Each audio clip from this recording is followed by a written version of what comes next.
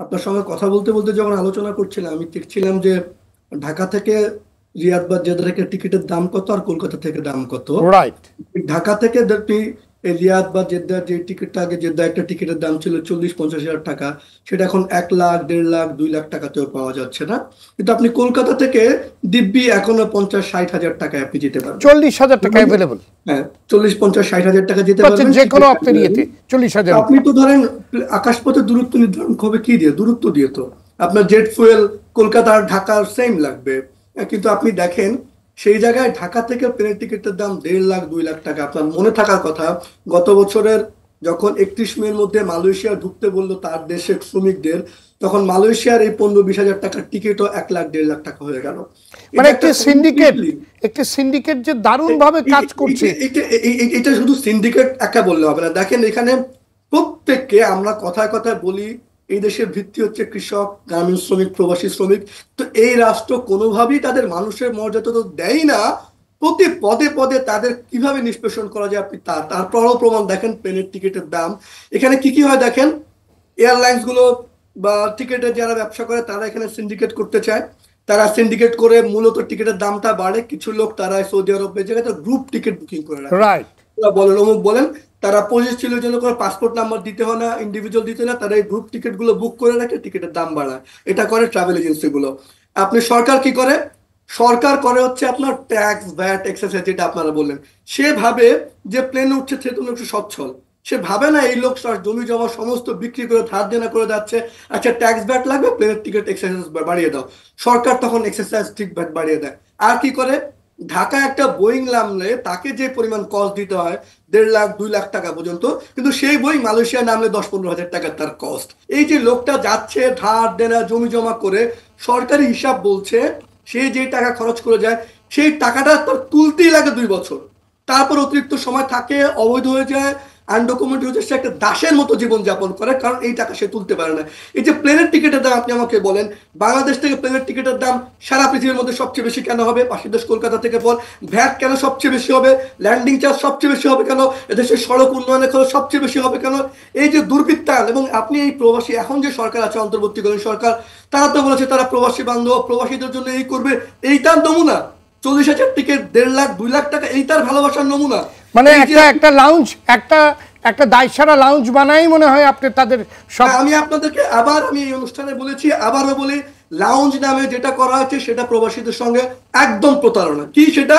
আপনি ইমিগ্রেশন করার পর বোর্ডিং এর আগে যে কোনো প্রত্যেকটা মানুষের এয়ারপোর্টে বসার ব্যবস্থা আছে। এরকম একটা বসার ব্যবস্থা জায়গায় আপনি নাম দিয়ে দিলেন প্রবাসী লাউঞ্জ। লাউঞ্জ মানে কি? আপনি আমি যাই, আমার একটা কার্ড থাকে, সেখানে আমাকে কস্ট দিতে না, আমি খাই এখানে, তাই কি? এটা একদম প্রতারণা। এগুলোকে আমরা আমরা কথায় কথা যা বলি, এগুলো যদি আপনারা অনুসন্ধান করেন, আমার মাঝে মাঝে ভীষণ কষ্ট লাগে। আপনাদের এই প্রোগ্রামে আমি অনেকবার বলি, আপনি বলেন বাংলাদেশ থেকে হজে যাওয়ার খরচ কেন পৃথিবীর মধ্যে সবচেয়ে বেশি হবে? আপনি দূরত্ব তো একই, এক্স্যাক্টলি। কলকাতা থেকে এখান থেকে। কেন আপনি আমাকে শুধু এইটুকু আমি আপনাকে বলি, 1 কোটি লোক, বেশি লোক আপনার বিদেশে থাকে, যার মধ্যে 75 লাখ থাকে সৌদি আরব মধ্যপ্রাচ্যে, 25 লাখ সৌদি আরবে।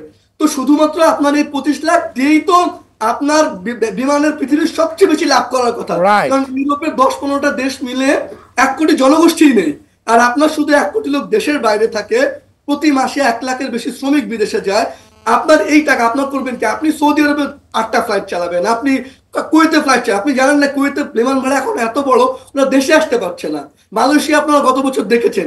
এই যে দুর্বৃত্তায়ন আমাদের প্রবাসীদেরকে কেন্দ্র করে, যে তাকে ছিপড়ে চুষে খেয়ে সর্বস্ব নিচ্ছে, সেজন্য আপনাকে টাকা পাঠানোর মেশিন এই রাষ্ট্রে সে নিষ্পেষিত হবে, তার টাকা পাঠাবে এবং সেই টাকা তার পরিবার রাষ্ট্র ভোগ করবে। আপনি যদি এখানে দেখেন কেন প্লেনের টিকিটের দাম বাড়ে, আপনি যদি কারণগুলো আইডেন্টি করেন, যেটা বললাম, আপনার এয়ারলাইন্স সিন্ডিকেট তারা ওখানে পিএনআর দিয়ে রাখে, এখানে exercise, jet fuel, landing charge, এই যে প্রত্যেকটা জিনিস আপনি এখানে যদি সবগুলো কমান, আপনি যদি রাষ্ট্র মনে করে যে না ঠিক আছে আমি কমাবো না, তাহলে আমি বলবো যেই লোক বিদেশে যায়, আপনি বিমানকে ঠিক করে দেন যে সৌদি আরবে যত শ্রমিক যাবে সারা বছর তার ভাড়া 50,000 টাকা, অন্য কাছ থেকে তুমি না হবে, আপনি তার ফিক্স করে দেন। তাহলে আপনার বিমান তো এমনিতে লস করে, আপনার রেল এমনিতেও 100 কোটি টাকা লস করে, আপনি ভালো কাজ করে লস করেন।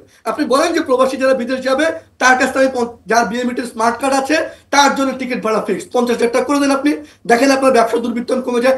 এই রাষ্ট্র চায় না। এই রাষ্ট্র চায় না বলেই প্রত্যেকে এখানে ব্যবসা করতে চায়। এবং কেন করে?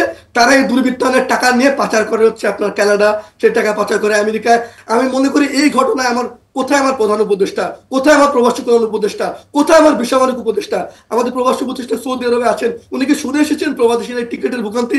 ফিরে এসে আপনি তার জন্য কি করেছেন? আপনি জুলাই আগস্টে যেই প্রবাসীরা আন্দোলন করে বিভিন্ন দেশে জেল কেটেছে, আপনি খোঁজ দেন তারা কোথায় আছে, তারা কারোর সাথে কথা বলতে পেরেছে কিনা। আমি খুব দুঃখ নিয়ে বলি, এই রাষ্ট্রে আমরা সাধারণ মানুষকে যদি মর্যাদা দিতে না পারি, আমার প্রবাসীকে মর্যাদা দিতে না পারি, আমার কৃষককে মর্যাদা দিতে না পারি, আমার গ্রামের শ্রমিককে মর্যাদা দিতে না পারি। $27 বিলিয়ন আমার এই প্রবাসীরা পাঠিয়েছে। কত?